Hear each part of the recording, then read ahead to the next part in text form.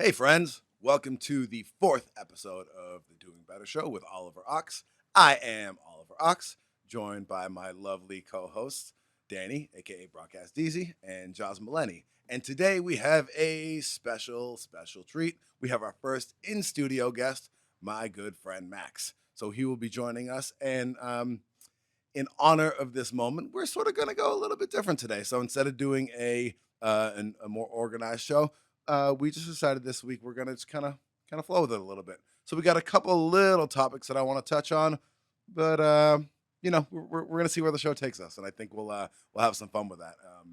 This was sort of motivated by the fact that we've had a few.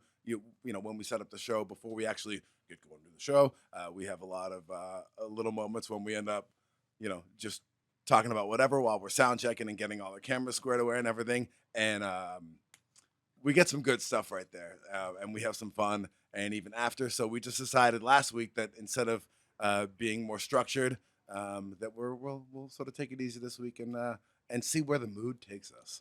So yeah, thanks for joining us and enjoy the show. You kind of have to just like have an open mind coming into the world. People think that there's a difference. Like, no, I'm working smarter. Like, no, you're just being lazy. And even if Fox News and MSNBC take different views on a topic, the topics are the same thing on all the channels. Let me introduce Max properly. I met Max. Max is a multi-talented and well-traveled and very experienced person. It's why I wanted him on, because I think he brings a perspective that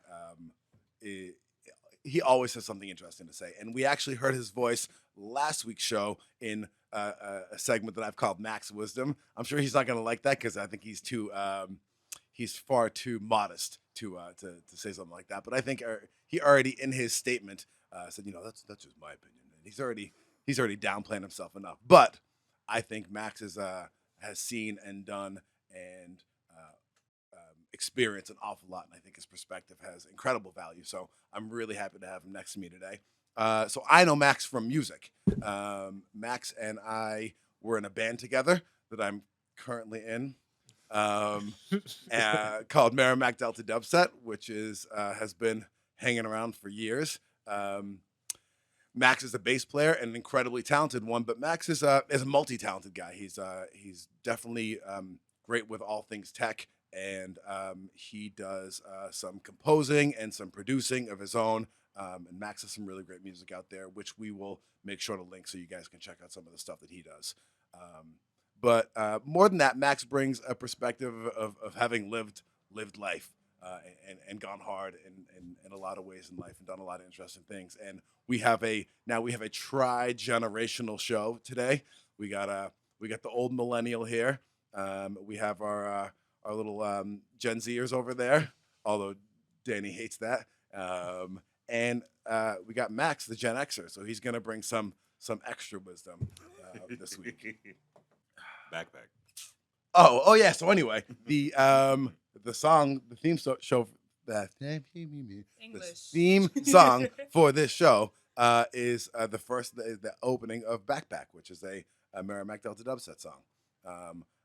When I first had to think of some theme music, I'm like, oh, we need something kind of like upbeat, and like I don't want anything with vocals, so the start of Backpack is pretty cool. So that's what we use. So anyway, a little connection there.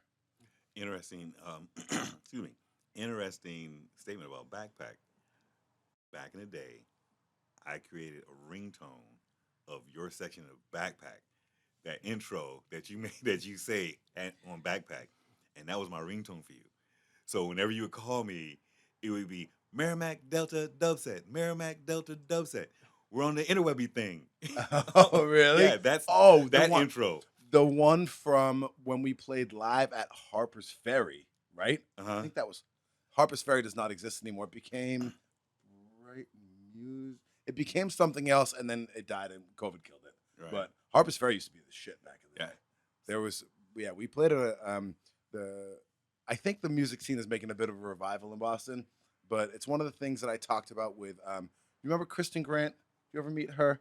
Used to come to our shows back in the day. She was our guest last week. I did an interview with her. She started doing her own festivals at the beginning of COVID, started doing It's called Mama K's. So she has a big old piece of land in Maine that she lives on. Well, she has a house on that land. She doesn't live on the land.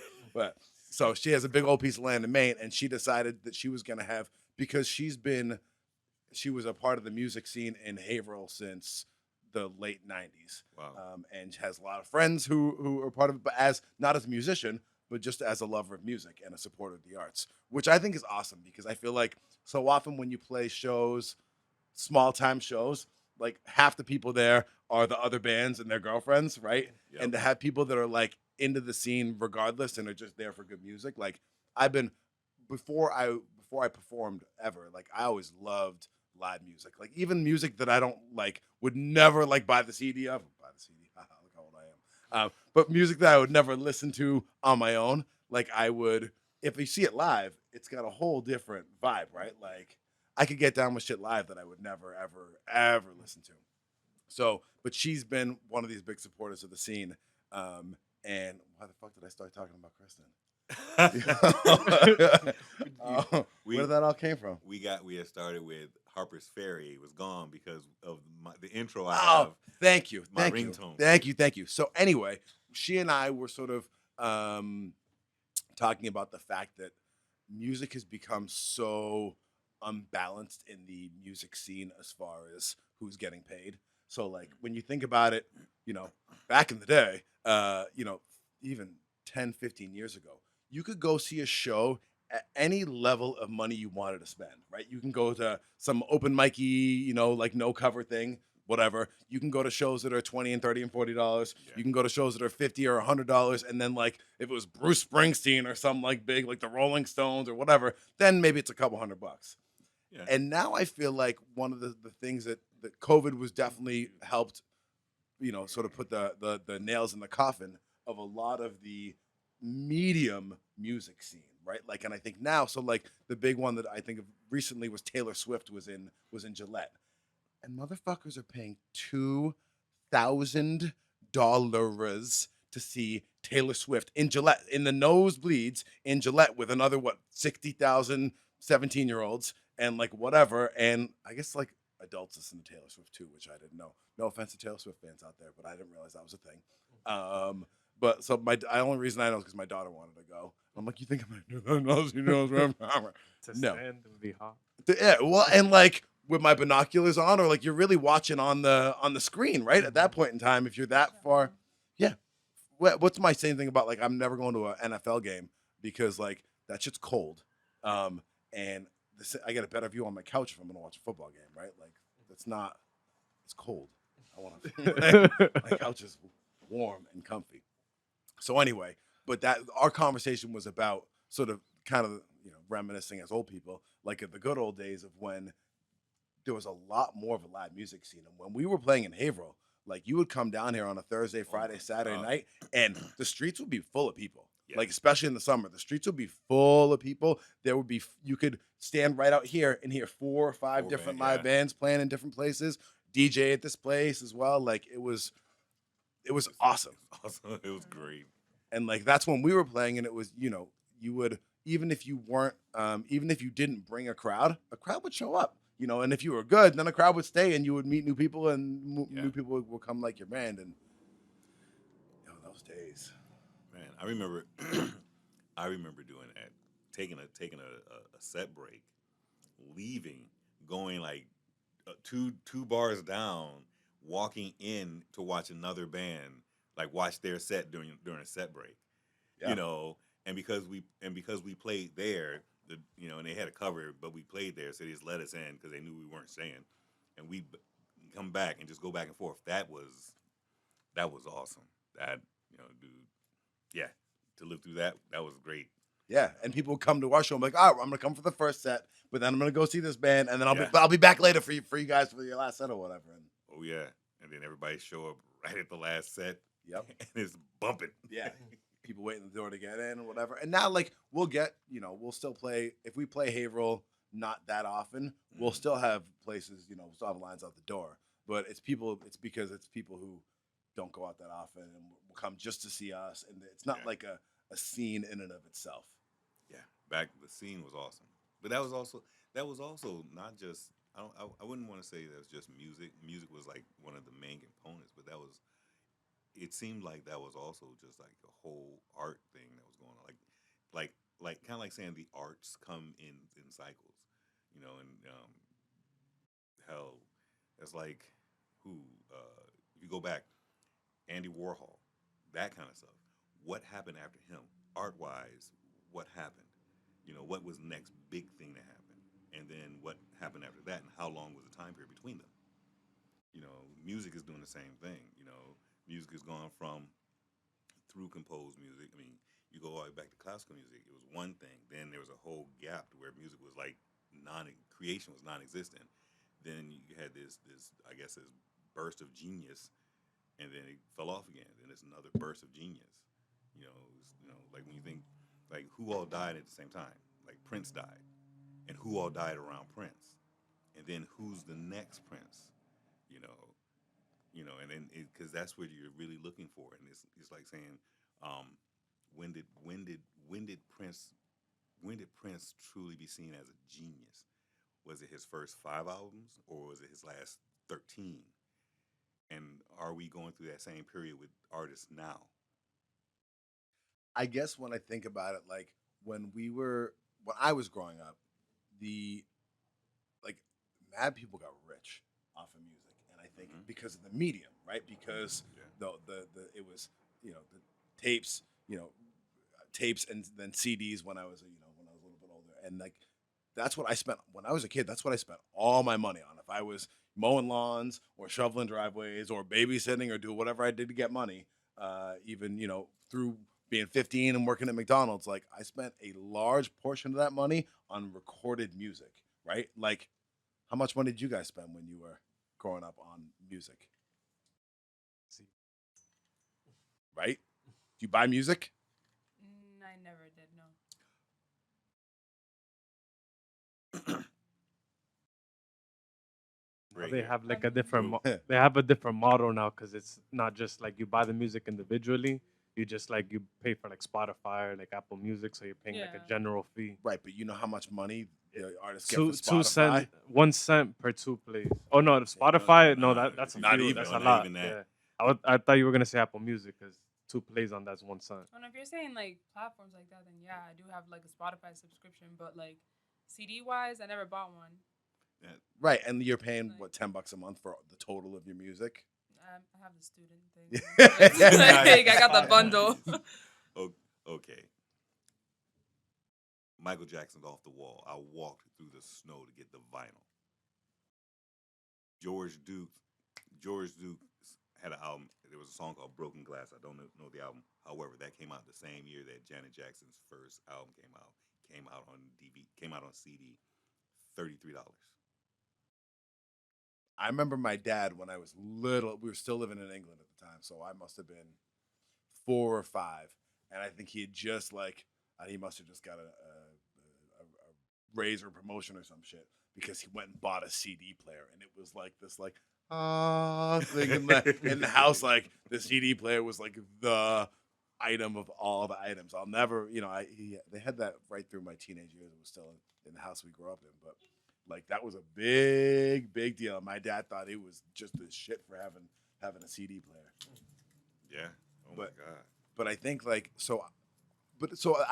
guess what the reason I brought that up, and you talk about cycles, like, do you think that the time that we grew up in buying a lot of music and all the growing up in a time when musicians regularly got rich, when the record industry went out and tried to discover artists and was giving out advances and really there was a lot of people making a living playing music at all, again, like I was saying, all different levels.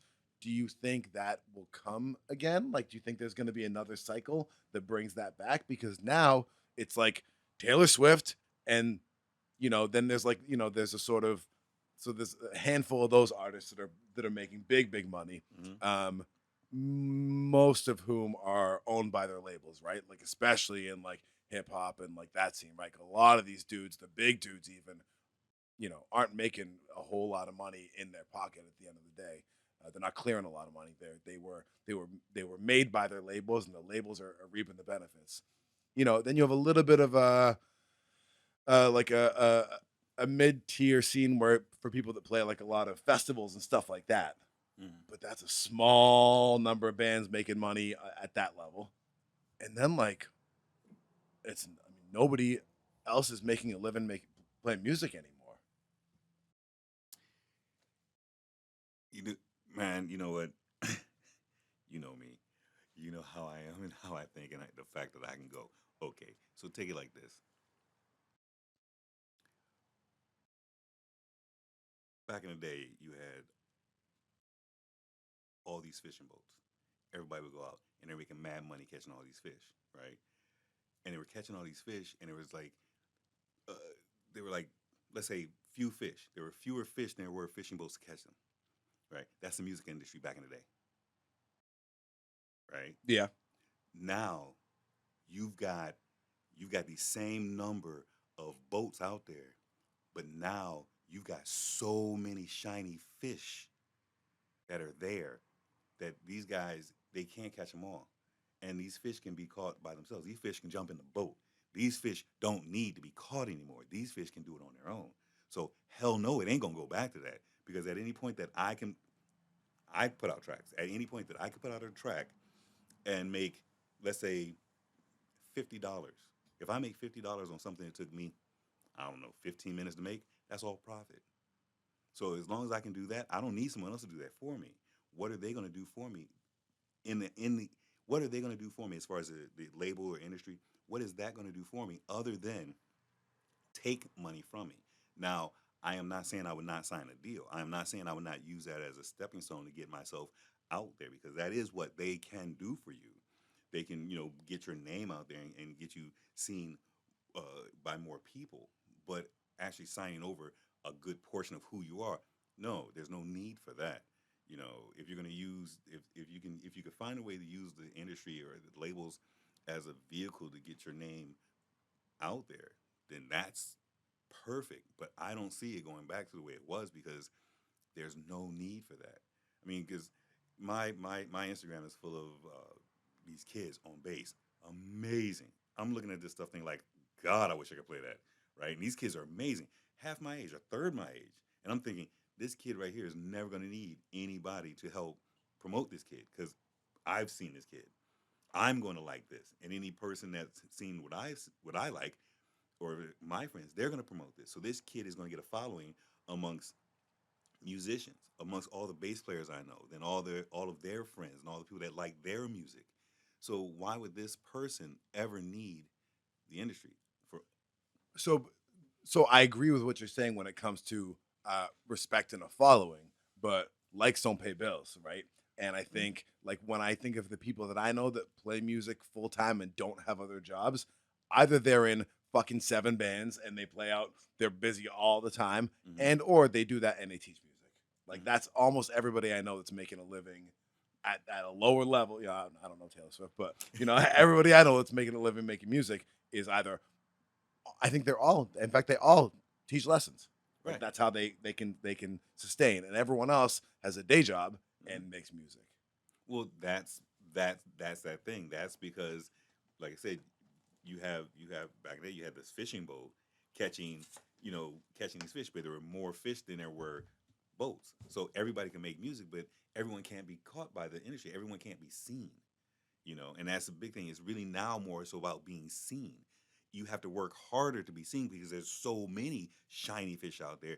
You just have to rise to the top. You don't need the industry. You need to rise to the top. Once you rise to the top and you get so many likes, then you could be noticed. Then at that point, someone in the boat is looking for you, but they're not looking for you. They're looking for a product, and that's the industry's pretty much always been this way. The industry's looking for a product they can sell, just like buying a business. I'm looking for a machine that's already making money. Yeah, and I think like what you see artists doing now is they're monetizing themselves in different ways, right? Because record sales are not the thing. So like, I remember hearing a thing, like Amanda fucking Palmer. Are you familiar with her? No. Like she's more like an indie rock, whatever. But her thing was like selling. She got big on the more of the like Patreon type thing, Mm-hmm. like that level, that going that way with artists, like getting people to support her for being the artist, not necessarily buying the album or paying a lot of money to come to the show, but you know, on more of a on more of like a subscription basis. You're gonna pay me just to for me being me? I mean, in fact, that's what the whole Patreon thing's about, right? Like, pay you to keep My your thing lights on. going. That- Yeah, effectively. Right now, if you pull up Spotify, my music's there. I don't need an industry. Right. And but it is that idea that it is that I'm a small fish in a giant pond. I'm gonna need somebody to find me to actually rise up to that next level. So, is the music industry, the labels, are they adding any value at all? In my opinion, right now, the fact that any individual can put out their own music, the only value they could add would be administrative. To me, the administrative part where I give this music to this label, and now it could be played overseas, and I don't have to worry about any of the paperwork in that. Right. They have lawyers to handle all that. Other than that, I mean, Marketing, maybe, like. yeah, I mean that's They about just put you in front of more people, but nowadays you really don't need a label anymore.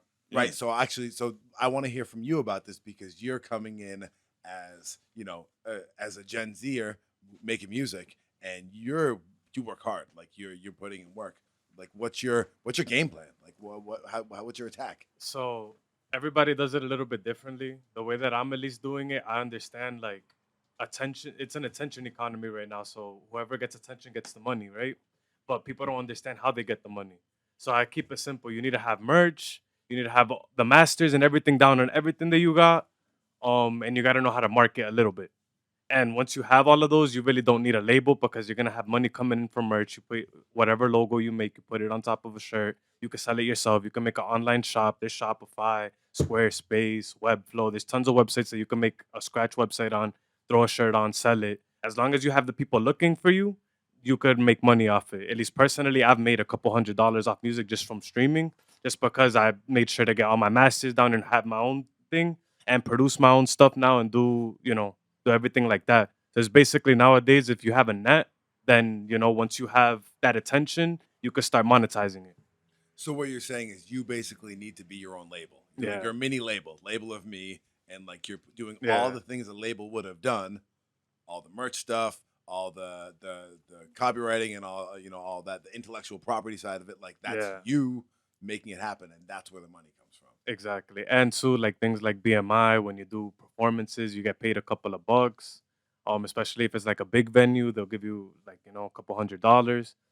If you have your thing set up, I think is like Sound Exchange, every time it's like overseas or get played on a radio, you get paid like a lot of money from it too. Well, not a lot, but like compared to a couple cents, it's like 20, $30 per play. So it's pretty good. Oh, okay. 'Cause So this stuff that I need, so like for our band, like I've been playing music, semi-pro, for damn, since what 2010, 2009, 2010, and I've 99% of the money that I've made has been playing live shows. Like Yeah. I got a few hundred live shows under my belt, and like when you play at a bar mostly, and they're selling alcohol, and they got money to give you, whether Mhm. it's 300 or 500 or 1,000 or whatever, depending on the place you're playing. Like that's where my money's come from, and we have music online, but we've never been good at all the things you're talking about. Like we suck at that game, and like nobody in our band has had that. We've never had like a manager or had one of us be knowledgeable to make that push and make the money that way. So like I know we've made some money on Spotify and on from selling online sales, and back in the day, our first couple albums we put out on CD and made some money that way. I think but again, it's probably 5% of the money we've ever made as a band. The rest has been playing live shows and getting Yeah. paid to be there. It's still kind of the same thing to this day. Like you get most of your money doing shows. People get paid like a lot. The real difference is though, once you're getting a lot of people, like a million monthly listeners, and you have a lot, That's a steady income. Like I think it's in Spotify for every million that you have listening, it's like $3,000. So you have $3,000 coming in regularly a month, and that's like, imagine having 5 million. That's already 15 grand a month just from automation. But $1 million is a lot. Yeah. And especially when you think about how much money you would make 20 years ago if you sold 1 million CDs, right? Like, Yeah. if you sold 1 million CDs, you're rich. Like, Yeah. unless you have a shitty record deal, which a lot of people did. Mhm. But if you sold 1 million CDs with a good record deal, like, you're driving a Beamer and you bought a house, and like you're not like forever rich, but you're you're Yeah, doing you got all right. something. You're Yeah. doing what they're what they pretend to do in the rap videos. Mhm. It's a good little music industry discussion. Mm. Josh, you got any thoughts? I'm not in the music industry. I know, but that's what I wonder as an outsider. Don't you What sing? do you Not think about? professionally. What do you think about hearing all this? Anything? Any reactions? I mean, I feel like with all the technology stuff, like having to be like your own label basically, I feel like Gen Z has that advantage because we know more. Like just based on I don't even know how to put this. Our common knowledge. Basically, and just because social media is like our thing right now, is like we know how to promote ourselves on there a lot. Yeah. Like the access to the information is so much easier, right? Like so all the things that you're talking about that you do, like you can go find TikTok videos on how to do that, right? Yeah. And you can Google like how do I do the thing and make the money. It's and very Yeah. tedious though, extremely tedious. Yeah. Because then you have to know like UPC numbers, ICWR numbers, and then you gotta freaking track them. You gotta put them on this website, that website, and then they just ask you for a bunch of information. At one point, you're just Google searching like how to fill out this application. It's a couple of things. It's very difficult. It was difficult. Would you consider now that you're starting to build that knowledge, like looking for other artists and seeing if you could, I'm currently thinking about it right now because the only reason I know all of this stuff is because there was a time where I couldn't afford just going to the studio, recording, and doing all of that. So all I did was write and get educated because that's the only thing you could do. Right. So now I've gotten to the point where production I could record for free. I have a producer that he's really good at producing. We make beats. He could engineer. We have a couple of singers. We have a couple of Spanish people that I'm just like, hey, like I know all of this information for us to get paid. Let me sign you. I signed one of my friends. Like, I just told him like, hey, let me sign you because he doesn't do music, but we got a couple of songs and he has a nice voice. I'm like, hey, we can monetize this and make money as long as you consent to me putting it out. So yeah, at least right now I'm thinking for a couple of artists, just I'll do everything for you, record. I'll have somebody record you, set you up with like videos and do all of that, the full package, and we just go 50 on the masters. So that's what I'm thinking right now. You look Because all of that proud. information, like you could do it yourself, but good luck. You need a lawyer unless you have time to sit down and Google search every single word like I did because I had no money. Interesting. Max, what do you think about all this newfangled youth take on the industry? Well, I'm in the middle of that. I'm in the middle of that. I'm in the middle of that because when I'm in that, I guess, that one part of that subgroup of Gen Xers that was into technology when technology started. My first computer had a maximum of 128 megs of RAM. It had a 20 meg hard drive. And then at some point, I spent, I think, $800 and got a 200 meg hard drive. So this is how far back I go with this. I also taught at Apple. I was the logic trainer at Apple. So being in that teaching technology, I'm in the middle. I'm getting to the point where I'm starting to feel like an old man, like somebody's grandpa now, because technology is starting to move past me. Not because it's moving past me, because my interests are totally different. I just don't care anymore. Like Instagram, TikTok, I can't stand them. One, because I can't figure them out, because it's like this crap is just moving too fast for no reason. I felt that. I'm in the same boat. It's like, why is this? Where's this button? And I mean, like, Those are my apps. why is it in there? Those are my apps. Really? It's like, why is Those that are button in what there? I'm good at. And then for me, like, also coming from I guess the world where everything was separate. Now everything can happen on my phone. That's not how I grew up. That's not how it works for me. Everything needs to be. I need a camera. I need a mic. I don't need my camera and my mic to be in the phone because now I need to take that and put that into my system, open that up, and so now I can edit this video. I can't edit on my phone. This logically this doesn't make sense. Right. That's an interesting thing because I feel like some people would try and like doing this.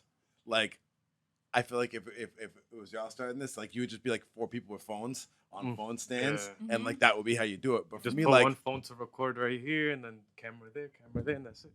but like me, like I couldn't even like no, I gotta go buy some fucking cameras. I got my interface, I got my microphones. I'm gonna go a couple more microphones, and like you see me It has hauling an in my aesthetic, boxes you know? of stuff every day, and like It is an aesthetic. Well, that's where we're stuck in. We are stuck in a certain level of technology because for us it worked this way and it makes sense to us this way. The other way doesn't quite make sense. I'm not trying to be stuck either. Like No, it's, it's not, you it's know, not, it's not a choice. It's not a choice. You're old. Oh.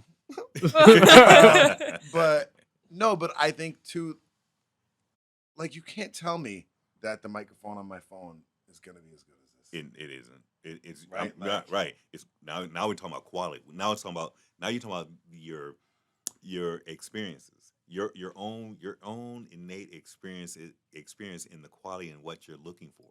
The phone ain't gonna do it. The Right. camera on the phone as opposed to a camera. No, it's like who? It's like, okay, question. Would you ever buy an Escalade? Would I buy an Escalade? No. Yeah. Good. When?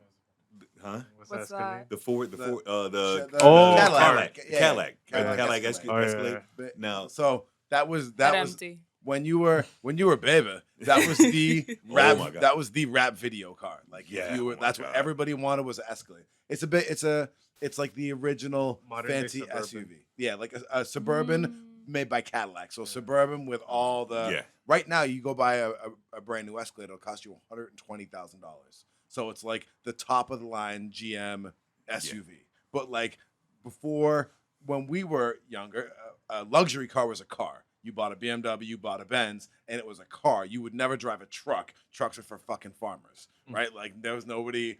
SUVs were for when the first SUVs came out, they were for soccer moms. That was that was a minivan with 4-wheel drive, right? Like I've heard that joke on TV, it's and now I have an CRV. right, So- exactly. There was no such thing as that. So yeah. so like I think that's an Yeah. Escalade. It's a fancy SUV. Yeah, but the thing is, you wouldn't buy an Escalade because what does Cadillac know about making trucks? No, you're gonna go buy something that you know about. I done lost how I even got here. We're talking about all the equipment. Oh yeah, all the equipment. Your own experiences. Like you said, you wouldn't buy an Escalade because Cadillac doesn't know anything about making a vehicle for that kind of utility.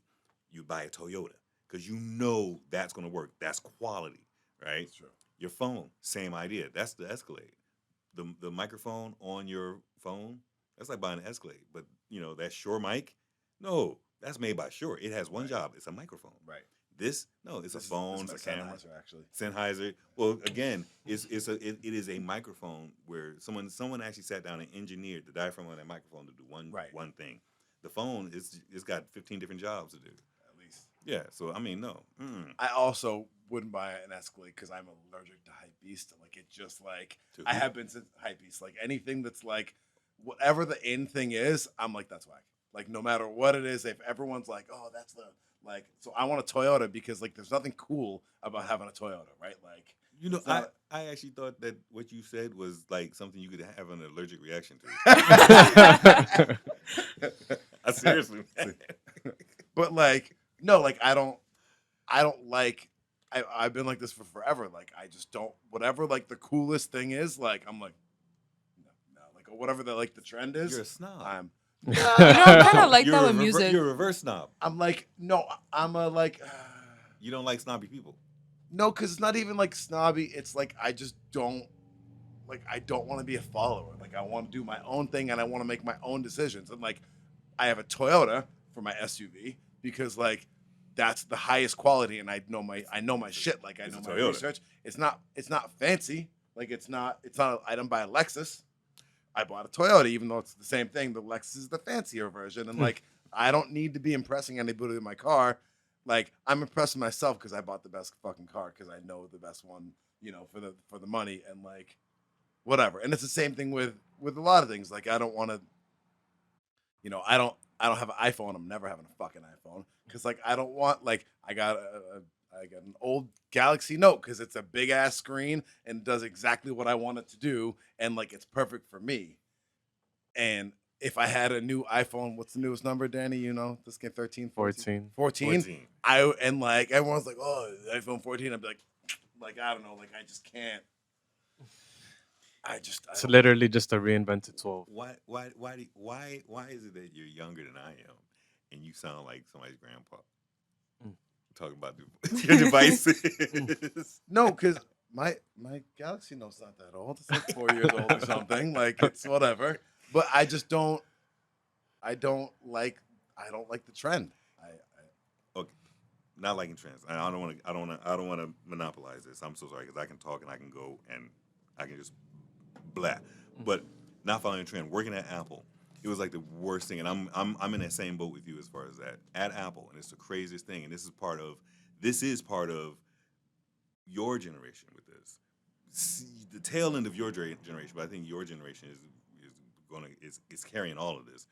Is this idea of everything it's like this disposable life. Working at Apple, whenever a new iPhone would come out, the people that worked at Apple would get a new phone. It was the craziest thing. The 4 came out, then the 4S came out, and the 4 came out, and people that work there they get the 4. 2 weeks later, and I mean literally damn near 2 weeks later, the 4S came out. Bang, they trade in the 4, get the 4S. Then like 6 months later, the 5 comes out, and they do the same thing, and they would continue to do that. Then the Apple Watch came out. They got the Apple Watch. Then the new version came out, and they traded up for that one, and they kept running after this trend. And this is people working retail jobs. Working retail jobs at Apple. Now, I could never understand this. It just didn't make any sense. Now, my phone is a 13. I just recently got that because my 6S Plus stopped doing it. Just the software just couldn't handle it. But I would buy a new iPhone again. I'm sorry. I have the 1, the 4, the 6, the 13. Just to give you my view on that following that trend. It's crazy. It's because I come from a generation to where it was quality.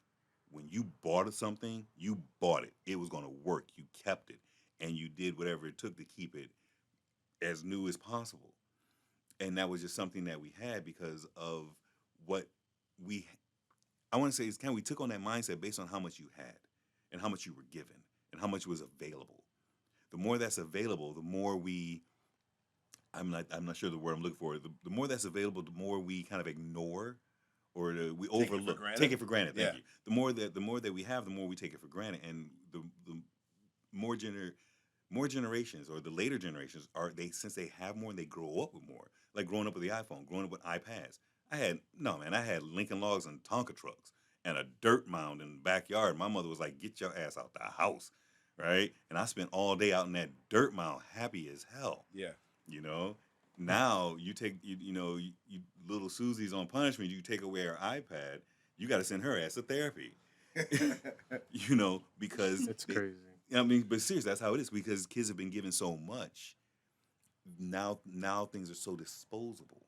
So this actually brings us naturally into one of the news items I wanted to touch on, and this is some depressing ass news, and unfortunately this weekend hits incredibly close to home for me. But suicide rates and specifically in men contemplating suicide. They just did there was a study came out and it's like 40-something% of adult men are like seriously thinking about suicide, which is just fucked beyond imagination, right? And like, I don't know, like what's that about? Bunch of different things, I feel like. The food, not being natural, just in general. Everything that we consume nowadays is different than it was 20 years ago. Everything that we're seeing, what's getting put out. Um, I don't know. I just feel like social media shows you like you have a lot of options, but then when you look at reality, that's not really the case unless you're like working hard or like doing something for yourself. And like nowadays, people just see it, so they feel like it's just easily obtainable because it's right in their hand. And then once they start going through life, they start seeing that's really not the reality. And I think, like, obviously, the news. This is just what the thing that came out this week. So obviously, it's not like women aren't in a similar boat. Like, obviously, depression. I think prescriptions for depression drugs since the beginning of COVID are like double, and like the mental health is in what is the wealthiest country in the world right now. Our mental health is fucking terrible, right? Like what's is it related to that consumerism? Because one of my sort of pieces of uh, self-generated wisdom, maybe not self, that's arrogant. Things that I've learned in my own experience that I've heard other people say, and I like now like have taken on is like, for me, like the central feature of happiness is gratitude. Like, and like you're talking about, like happy as hell on the dirt mound, right? Versus like getting your iPad taken away in your air conditioned bedroom with your 48-inch TV and whatever. Like, and then you're depressed and you need therapy. And I think so much of the consumer culture tells you like there's no gratitude in any part of these conversations, right? Like, and you watch the news and everything's a fucking disaster, and these people hate these people, and everyone's identity is under fire, and again, no matter what your identity is, like you're trained to be like everybody hates me and I'm so oppressed and like whatever. Um, and I think completely absent from that conversation is gratitude. Like, look at what I air conditioning. I brought up as a thing. Like, I didn't have a fucking air conditioner when I was a kid. In the summer, I was hot. I remember tossing and turning all night long, right, and being like, I am sweaty as balls, and like this is not comfortable. And like in the winter in my house, like you put on another sweater. Like that's what winter is. It's two sweater weather, like in the house, like and but am I happier now that I am always warm in the winter and always cool in the summer? Like, not for that reason. Like the lack of struggle is not does not result in happiness. And obviously, big asterisks on this. Like, if you can't eat and like you don't have a roof over your head, obviously that's like you need that. I'm not trying to dismiss like a legitimate struggle for the basics of survival, right? Like if you don't have clean clothes and a clean place to eat your dinner and food on the table and a roof over your head, obviously you need those things.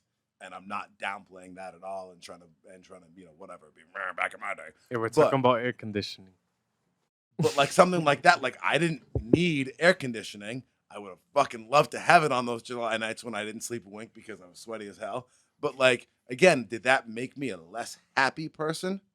Did the did having to shovel my driveway instead of having a snowblower when I was a kid, like, and obviously snowblowers existed when I was a kid, so don't get it twisted, I'm not that old. But like I don't think that made me unhappy. And I don't watch a ton or listen to a ton of Rogan, but I caught a clip that he did not that long ago when he talked about taking cold showers, and like so he takes a cold shower every day, and like the value of like a hard kick your ass workout, and he's like, you need things need to be hard in your life. Like, and if you don't have things that are hard in your life, and again, not talking about not eating or being in unsafe situations or anything like that, but like You have no if you have no growth. struggle, you have nothing to be grateful for, and then you have no happiness. And I was thinking about it, it's something we talked about before. I might even said it on here before, but like if I sit on the couch all day long, I'm fucking miserable by the end of the day. Like if I'm just sitting there watching TV or whatever, like I am not happy. But if I've worked all day long and I've, especially if it's something physical, like if I've been physically working, I've been out in the garden or work on my feet all day long, and it's been a hard day, and then I come home and I sit on the couch and watch TV, whew, that is just, that's good. Especially you got some food and you got some relaxation. And I think it's because you appreciate it, right? You're like, oh man, I worked hard today. That was a long ass day, and here I am enjoying and appreciating it. Yeah, I heard a while ago, at least like the people that get rich, like that they work hard to get to that rather than just, being born into it. They appreciate the wealth a lot more because they could compare it to what they didn't have before. And that's basically what made being rich fun. It'd be like, damn, I'm spending $10,000 on this meal and I couldn't even afford a 4 for 4. Like that's definitely like a different way of looking at it. Like imagine how grateful you would be to be like, damn, I could spend this type of money. Even though it's not smart, but it's like when you're really wealthy and you could do that kind of stuff coming from nothing, it's definitely like it's another type of feeling. And I remember thinking about like again one of the big like shifts in this mindset for me, or like not even a shift, but like a growth to gratitude, is looking at people that come up rich, like rich kids. They're not mentally healthy as a rule, right? Like if they just come up and a rich kid's like their drug use is through the roof. Like a lot of them get drug problems. A lot of them have all kinds of issues. And for me, like that's wild, and it's the opposite of what the mainstream culture and what consumer culture would tell you today, right? Like that's not you get rich and rich people are happy and like have the iPhone 13 and the Escalade or the Bentayga or the Lamborghini Urus or whatever, and be at live in Dubai and whatever, and like that's happy, right? But evidence says otherwise. Josh, any thoughts on all this? I'm just listening. I don't really know what to say. Well, I think you've come up through some struggle in your life, right? Like you're hustling and trying to do better, and I'm cooking in a closet right now, so yeah. you mean literally? Right now, no, for real. Yeah. I'm cooking in a closet. Like I cook in a closet. I can't use the kitchen. Oh yeah, because you're living in a shared living situation right now. And I bought a little like griddle from Walmart and set all my stuff up in a closet. And then the closet is okay, so the little griddle is like on 2 crates, and I sit on a chair that I put in there and can't move around too much or else I might like burn something. But at least I'm eating. I felt that. Yeah, it's funny. We went. We're looking sort of casually looking to buy a house right now, and the market is ridiculous. So we're not going to buy a house in any time in the near future. But we went and looked at this house that's like total like needs to be totally gutted. It was a 2-family, which I've been wanting to have for a long time, and but it needs a ton of work. But on my old house, it is a fixer upper. But in my old house that we lived in on Fountain Street that we used to practice in, like by the time I sold that house, I had completely rehabbed both bathrooms, the kitchen, done all the floors, painted every single room in the house. Like I had done the whole thing with a little help from like friends and family, but like 90% of the labor was I did it all. And I got pretty good at some of these things. Like I can tile a fucking floor and a tub surround. Like I'm good at that shit. How are Goes a your long way. floors? Like laying in flooring. Good. I need new floor. I'm down. I love that stuff. Like I love because it's one of those things that like you do it and the gratification is not instant, but it's pretty soon, right? Like you can step back and look at it and say, I did that. Exactly. So, and I like that's my fucking drug. Like I love that. But anyway, we were looking at this place. It's this like total fixer upper, and I was like, oh man, this need a lot of work. And if we're gonna move in, and my wife was like, dude, like this is what our kitchen looked like for 2 fucking years at the old house, because we had we were away, and the bathroom upstairs, we had a friend of a friend doing some on the cheap plumbing for us, and something was not buttoned up properly. So while we were away, the water gave loose in the bathroom upstairs, and it collapsed. It for like a day, collapsed the ceiling in my kitchen, and like destroyed my kitchen, which already was like 1972 as a motherfucker. But so like it's still to these in modern standards, you'd be like, holy shit, this is whatever. This is the total rehab. But we had a stove and we had a sink and whatever. And like but I didn't have money to like I certainly didn't have money to bring anybody in to do it. And I didn't have money to go to Home Depot to buy the things to do it at that point in time anyway.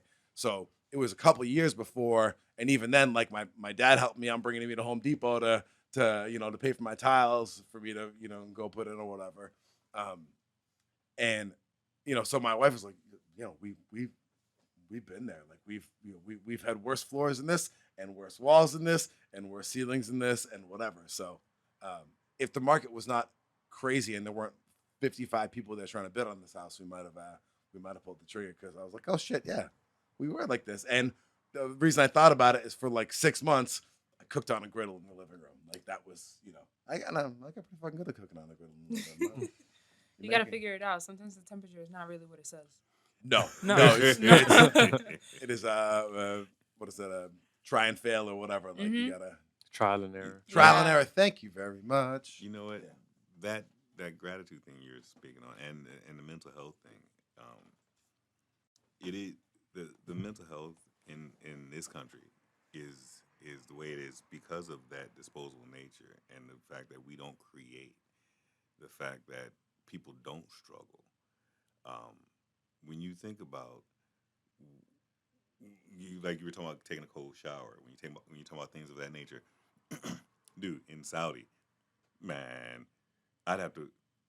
Okay, when we first got there, This is when you're in the service. yeah, when I was in the Air Force, when we first got to Saudi, we were staying in these hotels, right? We were staying in the Riyadh, Saudi Arabia. We're staying in the Hilton. Everything was granted. Everything. I'd never seen a bidet in my life until you walk in Europe. Walk in, you see. I'm like looking at it like, oh my god, its own little section, beautiful, right? I have pictures of this stuff, and what do I know about this? I'm from Cleveland, right? I'm a guy. What do I know? So we see all this, and it's great, and this is where we're staying. And then we're over there, and some stupid American does something stupid, and we get kicked out of the hotel. And the place that we were building up, Cabin Village, was not set up yet, which was on the backside of Riyadh Air Base, which was the whole backside of Riyadh Air Base. I think we had something like, I'd say something like 20 miles of space to fill, right? Just in general, just whatever we want to put in there. So now, instead of us actually being able to stay in a hotel, we now have to go build where we're going to stay, right? So we went 4 days, no showers.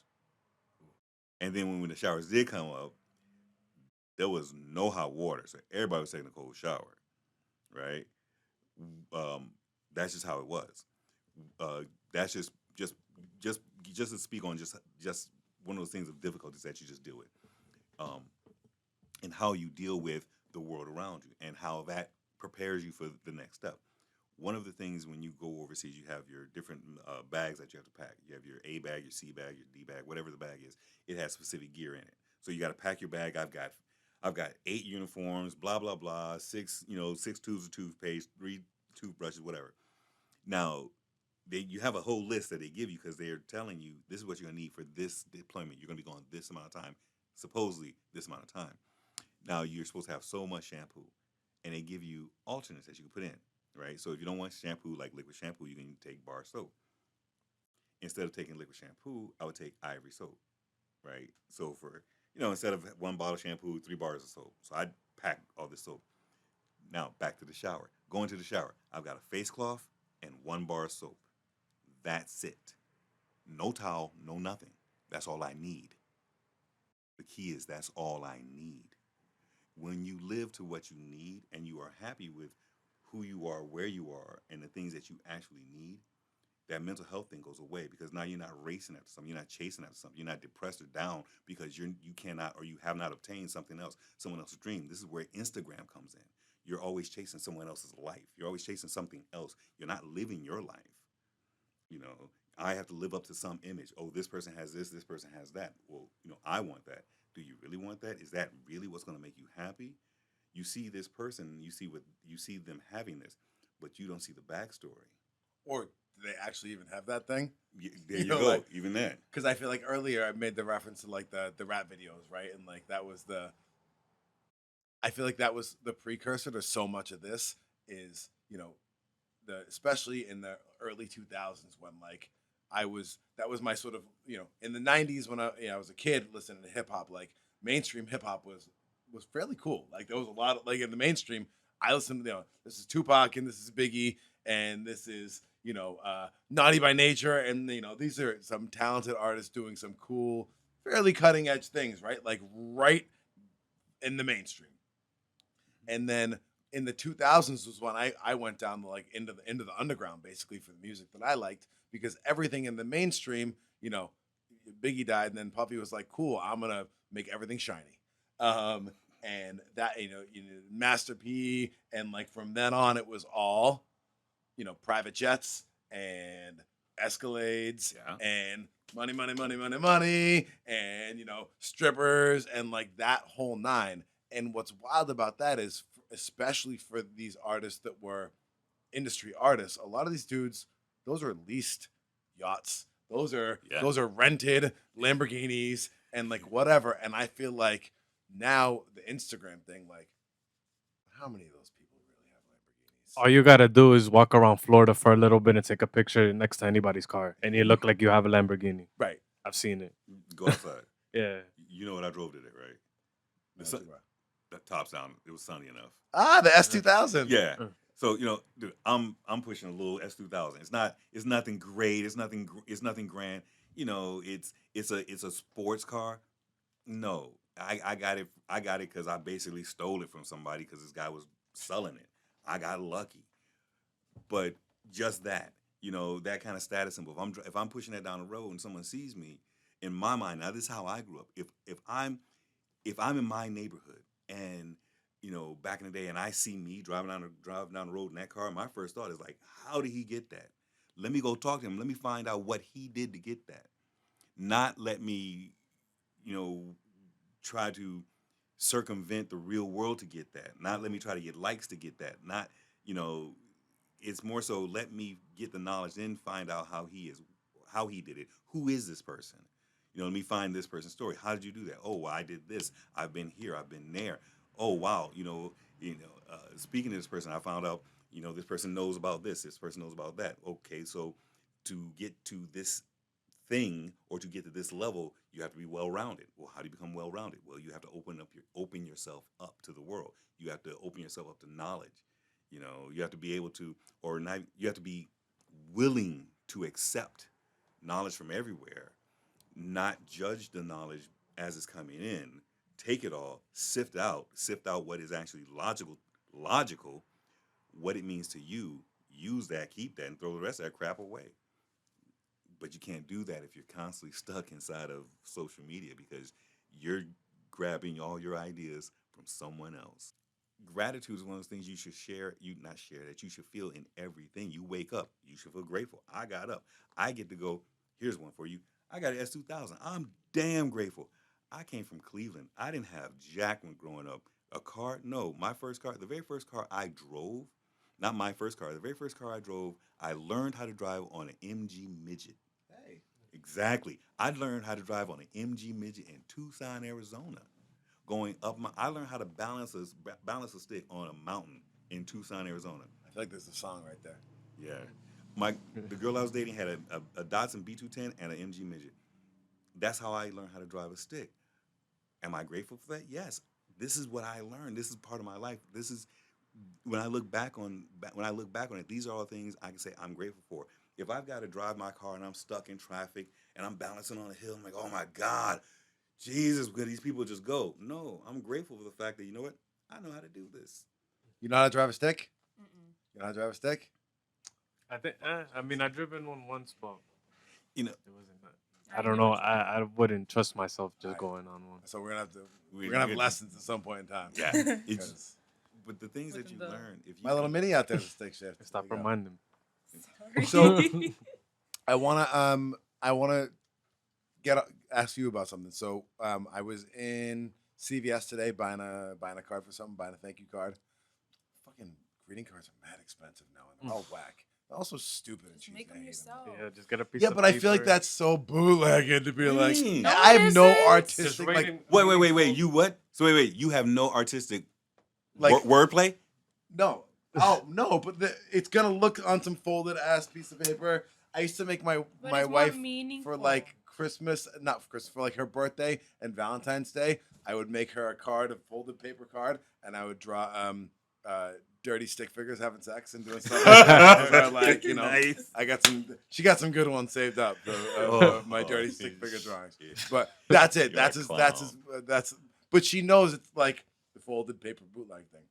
Anyway, I was in CVS and they had some ad, and I don't know. Anytime a corporation says something positive, I'm always like sus. I'm like, what's your angle on this? Like anything that they're pushing that's, like we're in Pride Month right now, and like they don't care about that.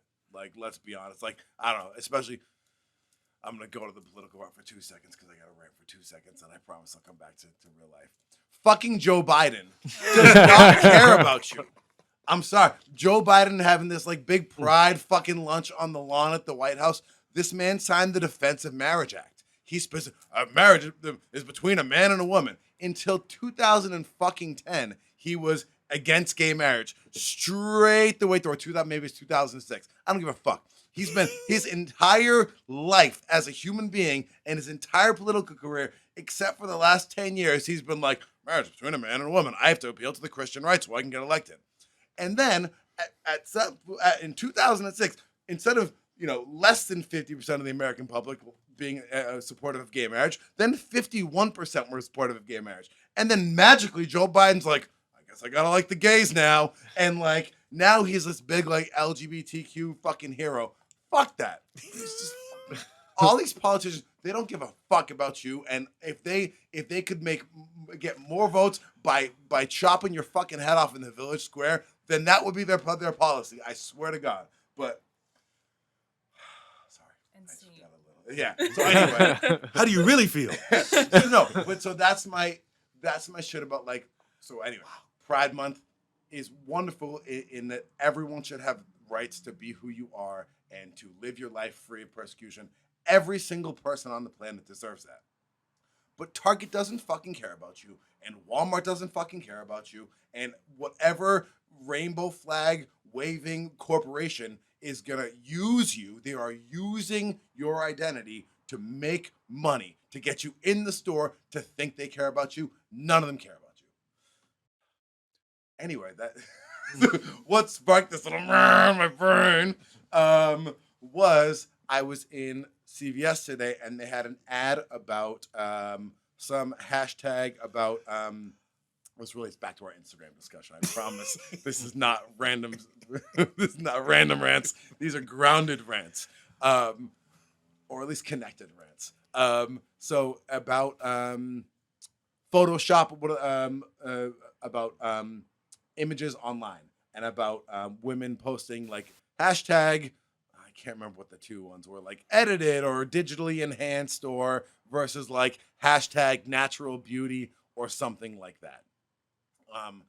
And I think like if you go back, 5, 10, 15 years, there was all the editing and all the camera work and all the Photoshop, and it was rightfully condemned for what it did for specifically girls and women and their self-image. But also, boys and men to a lesser degree.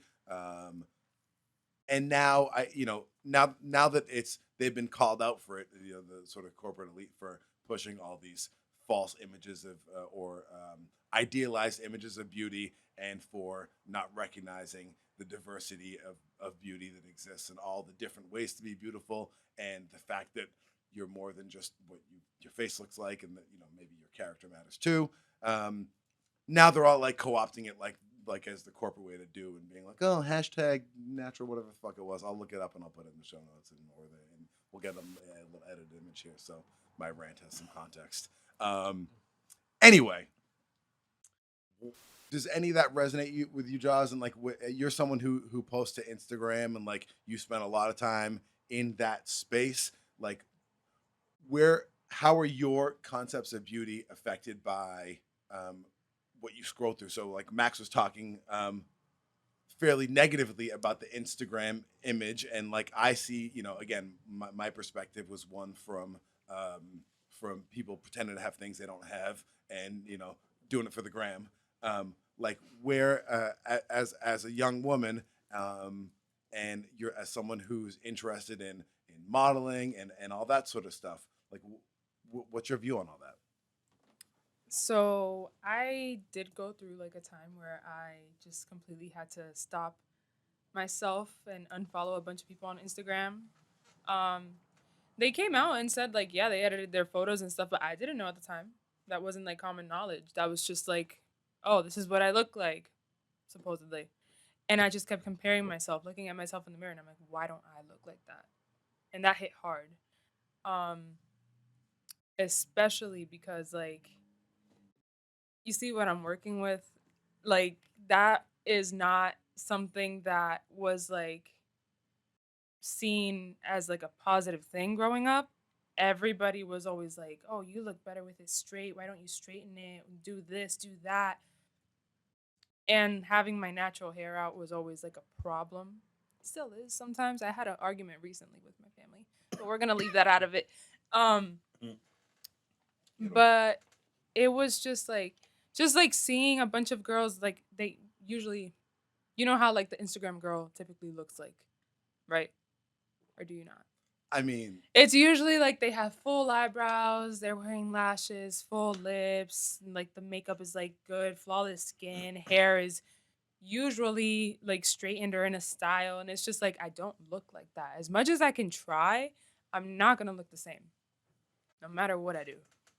so in terms of um, your, in terms of these images and ideals around beauty, how much of it is about being appealing to the opposite sex and like what men want or what is attractive or sexy or beautiful in sort of I don't know the sexual marketplace or whatever. Like a lot of these podcasts these days are very much into these topics of like what men and women bring to the table and all that crap.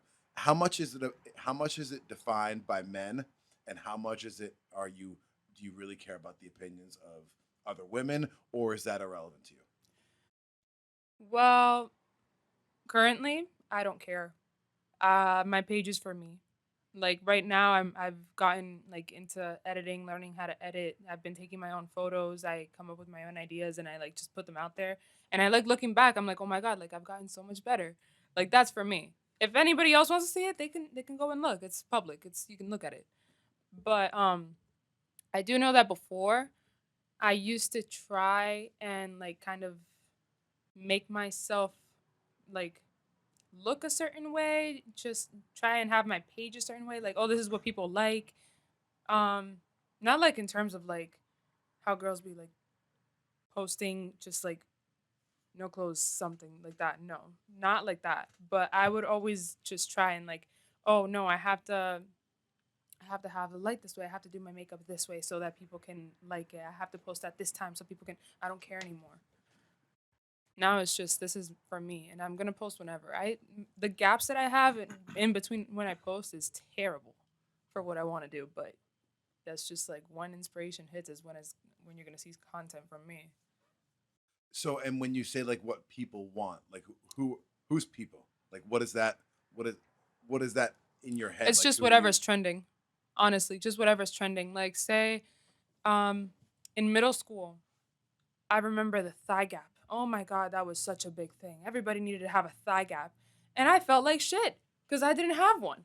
All I think about is a hot dogs thing. Yeah, About I know. The two hot dogs on yeah, the beach. Hot dogs or legs? yeah. What's a thigh gap? It's literally the space in between your thighs when you're standing, like with your feet together. If you have a space between your thighs or not. Yeah, that was like the This a thing. movie. And that's so unattractive. Like I don't Yeah. know. It's like Now, no, now. Okay, a maybe you bit. didn't think that before, Wait, but wait, I'm wait. telling you, that was like a thing. Everybody No, I was want- like, "Oh my I god, want the you don't plastic have one." I wrapper. remember, and it's like weird. It's so weird that it was like these standards were hitting me in middle school. Middle school. Right, but that's when it's the worst, right? Like that's the time when you're the most impressionable, you're the most vulnerable, you're the least mature, you have no perspective, right? You have no idea. Your Girls world are is so supposed to small. not have any hair on, and I have hairy ass arms. I'm telling you right now. These I've never shaved them though. I'm proud of myself for that because no matter how many people told me to like take it off, shave it. Why don't you shave it? Why don't you do this? I'm gonna leave it Where just to bother them. where does it come from? Is this Is this because this is now this is something that I would think, because I have never spoken to another guy about this, where most men don't understand women on certain levels. I grew up with three female cousins.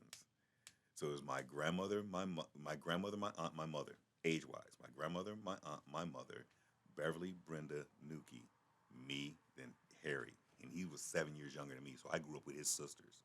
So I grew up with six females. And one of the things I realized early on, that women don't dress for men, they dress for women. Women don't a woman's beauty, a woman's idea of beauty, it doesn't come from a man, it comes from another woman. And it comes from a woman perpetuating it. Like, okay, back when I was in Arizona, I had a young lady I dated. Look, if I didn't know how old you were and how old she is, I would swear you were her. Right? Covered in hair. Loved it. Now this is back in the day. And back in the day, that was the thing. Now I'm in Arizona, so then I had a partner. He was dating this girl who was from south of the border. At least her father was. She was covered in hair. That was not a thing. We as men, we don't care. As far as I know, as far as within me, I don't care. It's about the person. It's about your personality. It's about, if you got a pretty smile and you can make me laugh, you're in. But even on like just a purely like looks basis, right? Like, so the reason this all sparked to me was the hair thing, right? So like, your hair is wonderful and I love it, and awesome. like that's Thank you. the and like, awesome. but just from like not even trying to be nice to you. Like I'm not. A nice She has person. better hair than all of us. No, well, clearly, that's not fucking hard to do. Look at the room. Hey, But, I'm so good. no, but I mean, like, so you talked about like the straight thing versus this, and like, Yeah. I feel like that's all women. Like like that's a woman. And again, maybe I'm being ignorant, and please, in the comments, let me know if I'm being ignorant and correct me. But I feel like that's a beauty standard that like the straight hair thing. Like, I don't give a fuck. Like, straight hair is not attractive to me. Like, not unattractive. If you have straight hair, I think that's fine too. But I'm not like, oh man, her hair's too curly. I'm not like whatever. Like, no, I think I'm more likely to like.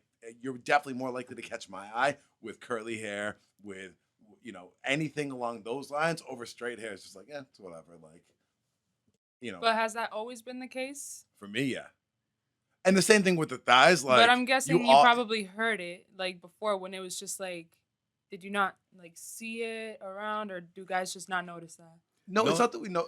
It's just that I for that, and again on the like you talked about the thigh gap. Like, I never was like, ooh, thigh gap. Like, no, like I've always been, and I think a lot of dudes that I know would go for a more natural hair look, and B, like a little bit of Turkness, like not like, like, and I think when you think about from an evolutionary perspective, like that's more likely, and again, no insult to skinny girls or skinny women, and I'm please don't make this about that, and whatever. But like, I feel like that's the bigger hips and a little more voluptuous speaks to health and ability to procreate and to take care of kids and whatever. And I'm not reducing women to that. I'm just talking about evolution and when we were fucking monkeys, like we were never fucking monkeys.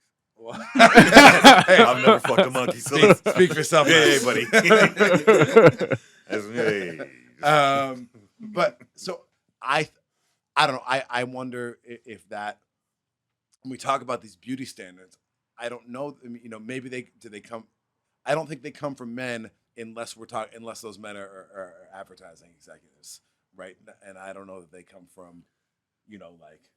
Well, okay, Isabel, Zoe, mixed race. I've seen Zoe wear her hair like that, just bang. And as soon as I see her, first thing I call her Sister Sledge. If I see her come through the door, like, hey, girl, because that's what she looks like, and I love it. I love to see her with her hair natural. But I've also seen her take her hair and straighten her hair straight on out, bone straight, wear any way she wants, and she accepts that. Now, the idea, and this is one of the things that has been ignored as far as with women of color. I think not to jump in there like that with women of color, but one of the things I think women of color have not really taken actual command of within themselves is that a woman of color's image of beauty can be whatever the hell she wants, because women of color are basically chameleons. We can straighten that hair, we can wash it, and it'll be curly again. this is how it is for us, and we can do these things. We can put on makeup. We can, and that's the power that they have. I've seen Zoe do it, and her image of beauty is all over the place because it's partially, I think, because of how she grew up and the fact that I would always tell her, "Hey, baby, whatever." When she was going through that awkward age of pimples and everything else, and I didn't care, and always pushing that you are who you are. You're beautiful always. Doesn't matter. She kind of grew up with that, and if women grew up with that grew up with that, and they actually they're starting now. But if that was something that was passed down internally, where growing up back in the day when I grew up, my aunt is roughly your complexion, between their complexion. My mother's my complexion. My aunt hated my mother. We're also talking about back then. So back then, light was right, dark was wrong. Well, so then I think you're getting to like how much of this is about sort of old European white standards of beauty, with the straight hair and the skinny legs. That's where that comes in. But again, I think that it's still fucked though, because not all European women have straight hair and skinny legs, right? There's plenty of thick European. The royalty, everything. So there you go. That beauty was taken from the royalty. You want to be queenly. You want to look like Nefertiti. You want to look like Cleopatra. Well, what does Cleopatra look like? Nobody really knows. She's been fucking dead for a minute, right? But everybody, but we know what they told us she looked like, and that's been passed down. So I think maybe a bigger theme that I would like to rant on. That I think I relate this to is I think so many issues are painted as one group versus another, and differences between the people, between regular, white regular people and brown regular people, or fill in your blanks. And I think the crowd, the masses, the masses, and this is differences in groups, and this is what makes you different, and let's keep fighting. And I think even in this issue, when we're talking about beauty standards, it's really not that. It's about regular people and the elites pushing the message, right? And I think when it comes down to economics and when it comes down to social issues, so often I feel like I hate the word elites, but I guess that's what I'm going to use. The people running the empire, the people in charge of the matrix, as you would say, right? They make these divisions that are fairly artificial, or even if they're based in some amount of reality, right? Like more European people have straight hair, obviously. It's really not a battle between regular people in any meaningful way. It's all of us and this very small group at the top. When you think about economics, right? Like so many things they want to make it about, well, you got to eat the rich and we got to be mad at the guy who's got a bigger house and a nicer car than you. But that doctor or that business owner who's got, let's say even a couple of $1 million, they're not fucking calling the shots. They're not in Washington, D.C. deciding which countries get bombed next or what our economic plans are or any of those things, right? Someone who's a little bit wealthier than you doesn't have any meaningful power when during segregation, most white people had no meaningful power whatsoever, right? You separate people by one little rung. Okay, we're gonna we're gonna really shit on black people, but we're still shitting on all the white people too. And the actual power is held here, and the way that the power is held is by keeping that division. Here. Divide and conquer. Yeah. Divide and conquer. Yeah. And I think that theme, and again, maybe this is me putting my lens onto the world, and let me know what you think. But I think that theme resonates through everything. And I think it even goes to beauty standards. That you get these, we want to say that, it's the white European beauty standards. Like 99% of white European women had nothing to do with defining the beauty standards. And again, because they might benefit, they might be one rung up in the grand scheme of things. But most white European women aren't seeing themselves as aren't seeing themselves as beautiful and being like, I and the paradigm. Like they're not. They're just, even if they're not just as effective, they are less affected by these bad beauty standards and these out of whack beauty standards. They're still affected, and they're still looking at their bodies and going, "Shit, I wish I blah blah blah." Fill in the blank of what it is. Anyway, that's my rant about the elites, about the empire, about the Matrix. I agree. I feel like it's random, but it's kind of part of it. They kind of just want the girls distracted, so then they don't support the man. Just in general, just they're not doing like not doing, but you know how the girl in the relationship is kind of like the guy's corner, like he could rely on her, emotional what's that called? Support. Emotional support, yeah, like that type of stuff. If they're preoccupied with their beauty, how they're looking, being insecure, and all that time, all of that stuff, some of that bleeds into like the man, and then that puts the man down because he doesn't have that emotional support. He doesn't have that person in the corner because they're worried about how they look. When in reality, we don't care about how they look at all, not at all. But you know what I mean? Not as much as they think. And yeah, I just feel like it's just dividing and conquering, just having everybody preoccupied with something else, while like you said, the elites are doing something else. Instead of joining and supporting and Exactly. growing together, and yeah, Something that I heard something that you said, but I heard you not say it, but I actually heard you say it. As far as a woman not doing her job. Now I'll get in trouble on shit, and you know me, I could give a damn because I'm what you gonna say to me? What you gonna say to me? I don't care. But the idea, a woman doing her job, yes, a woman doing her job. It's not just a woman doing her job; it's a man doing her job. Because I'm guaranteed this is happening to you in your kitchen, where you're in your kitchen. No, I know it has happened to you. It's happened to me. Actually, this happened to me today at the crib. Old girl's at the crib getting ready to make food. She has like this electric grill. It's out back on my little deck. Um, she got some shrimp. I'm coming from the back. I just got finished racing or something, right? And I look and I see what she's doing. No word, just walk right outside, grab the grill, plug it in, set everything up, pull out the little pan, everything, got all that set, walk back in the house, walk right past her, walk right back in the back in the game room, sat back down. No words. Doing my job. That's my support. That's me supporting her because it's always a team. And like you said, a woman's job is support. A man's job is support. I mean, that's how it goes. And I've said this before. And I've said this to my female friends. I'm trying to help them understand what they've been doing wrong in their selections. Is it's it's it's never 50-50 in a relationship. And if you're in a relationship with someone that is not there to give you something, if they're not there to teach you something, if they're not there and they're willing to teach you or they're helping you, then that person's a waste of time. Because anybody you're dealing with, if they're any relationship you're dealing with, whether it's a friendship or a romantic relationship, if you're not getting something from it, now it doesn't have to be something great. If you're around people, and I said this because the person I'm talking to, I've known this girl when I first moved up here, and back in the day, I used to tell her, get out of this bar. Because I met her in this one bar. I was telling her, get out of here. There's a bunch of barflies, right? It was a great place to go to hang out and there's fun people. Right. And I would tell her, get out of this place. Because the people that are in this place, they're gonna stay in this place. And if these are your friends, these are the only friends you're gonna have. You've got to rise up above that. You've got to seek other things. You got to seek people that are going to give you something. You need to be around people that you can learn from. Because if you can't learn from these people, you're wasting your time.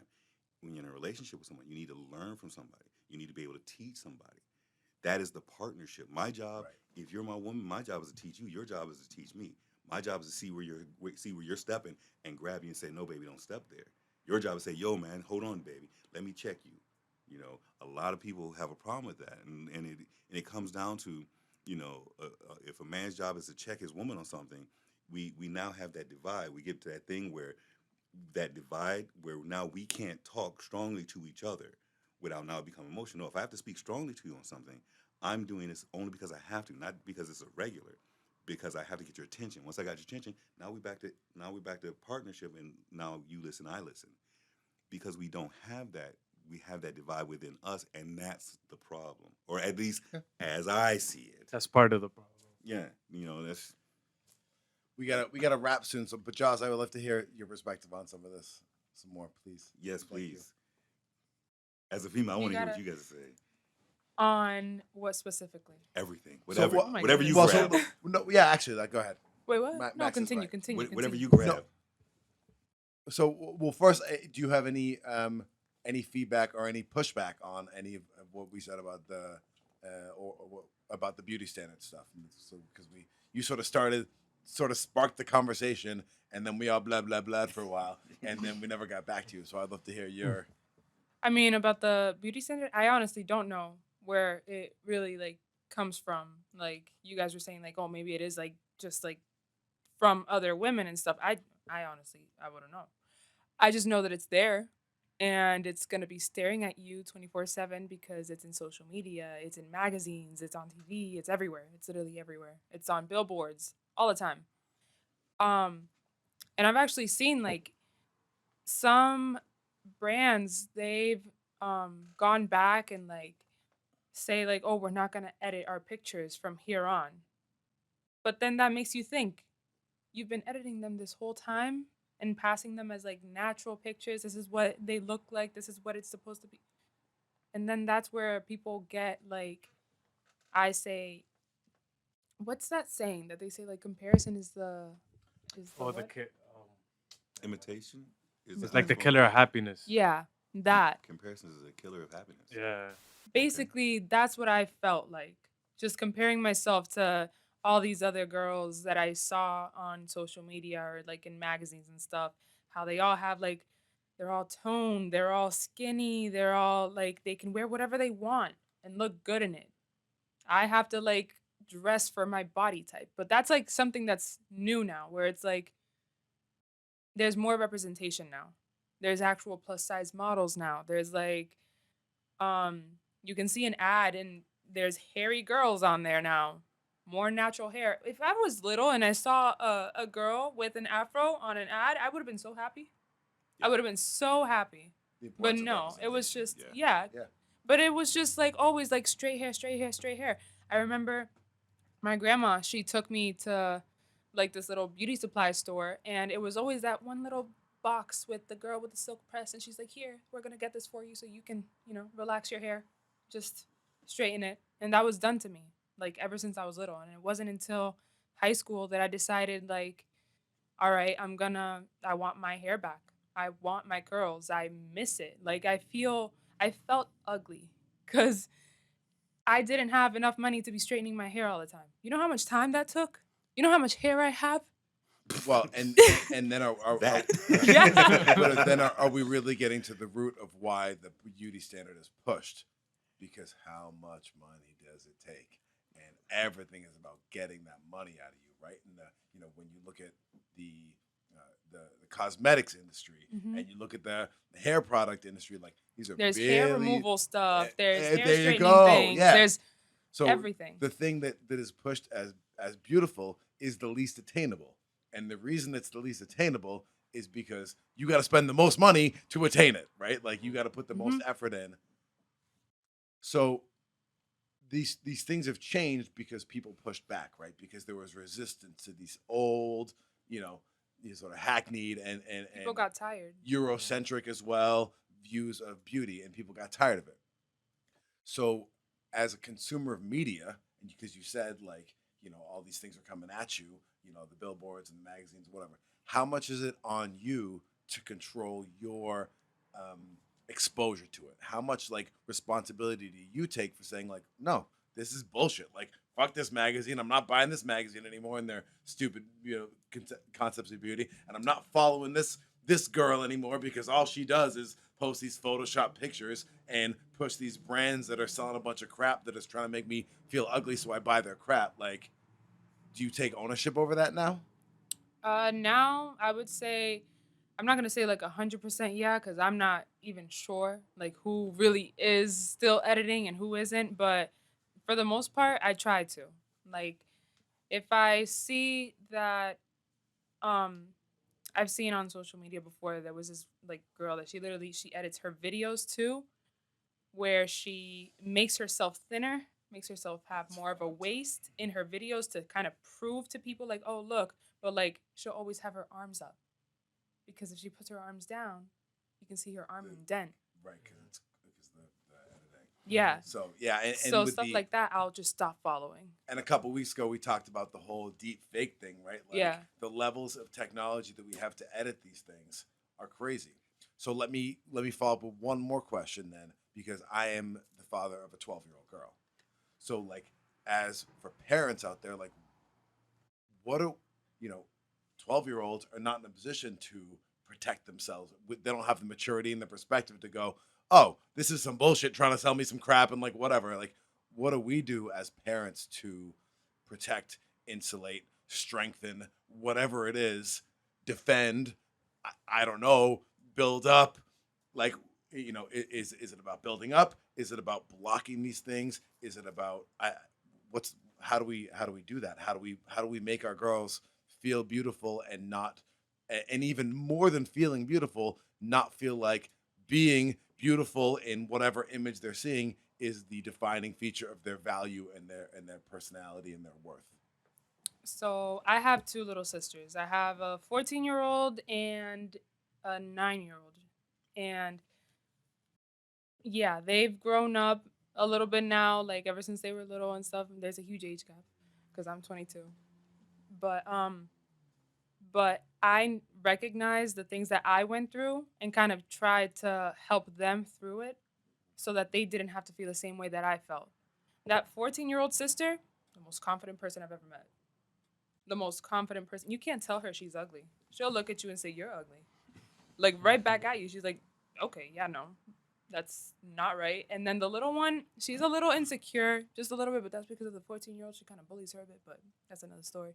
But I think what really matters is just kind of like being there when they need it. Don't block it because eventually they will see it. And when they go out into the world, if they see it all at once, they're gonna be like, everything they said was a lie type thing.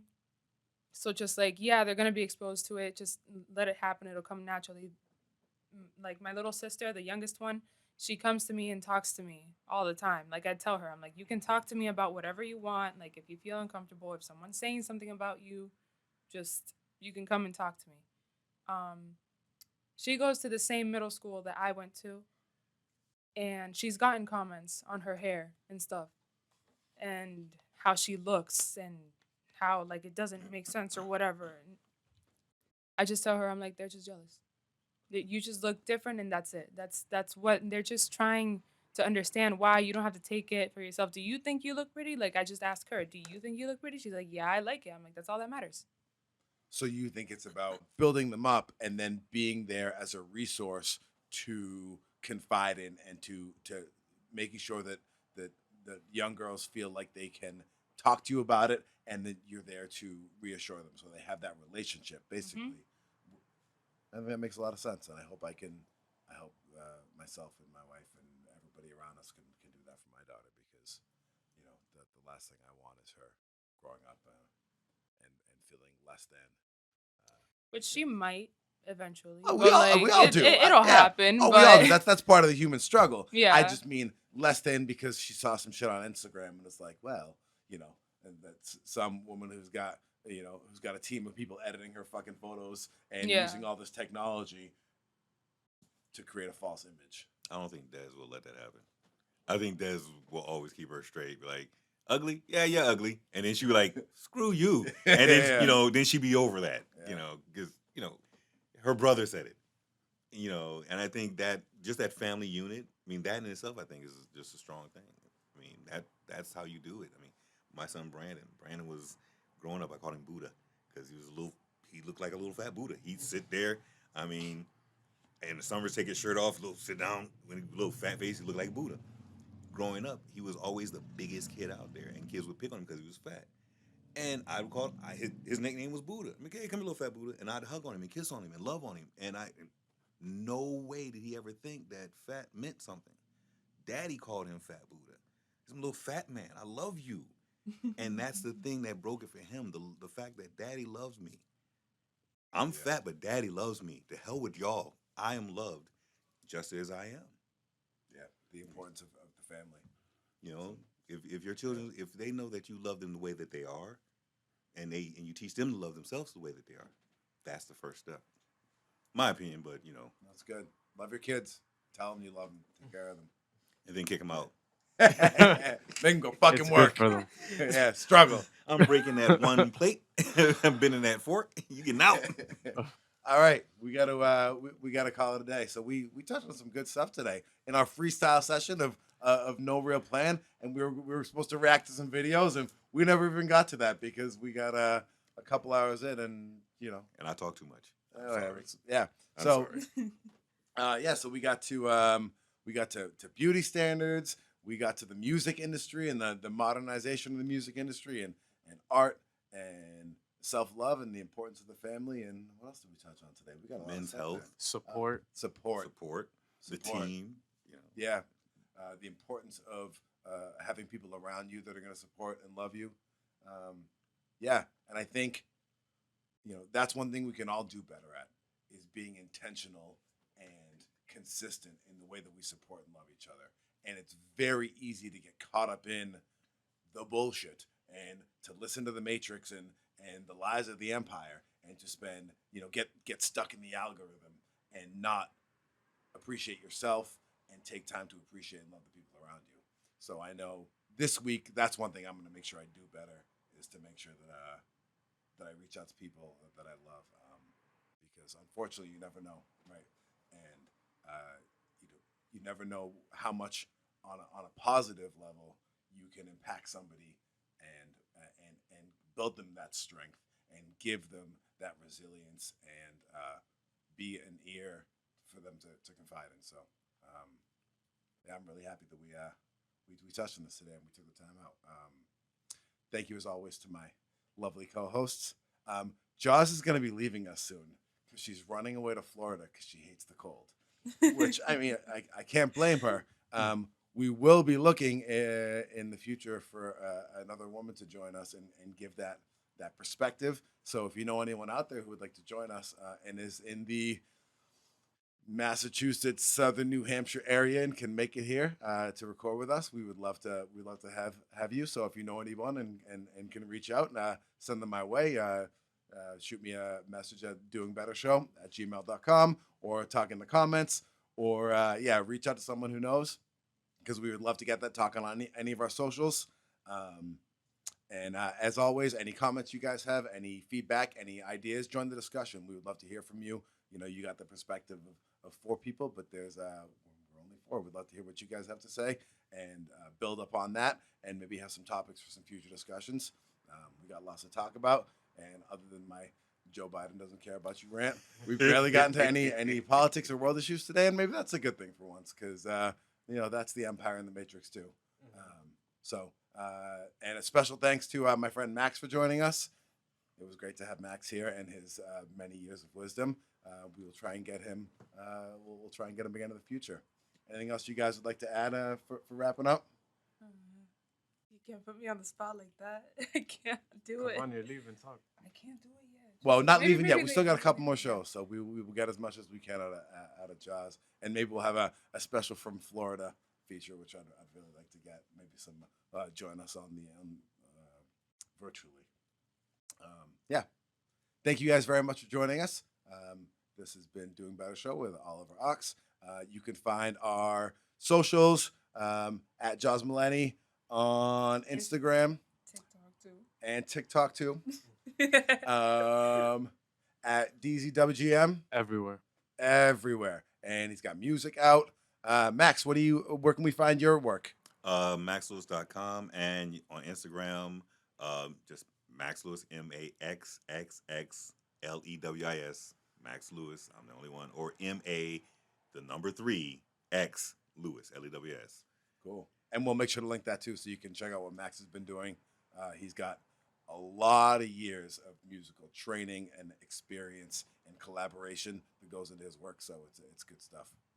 Thank you for joining us in the Doing Better Show. Do better.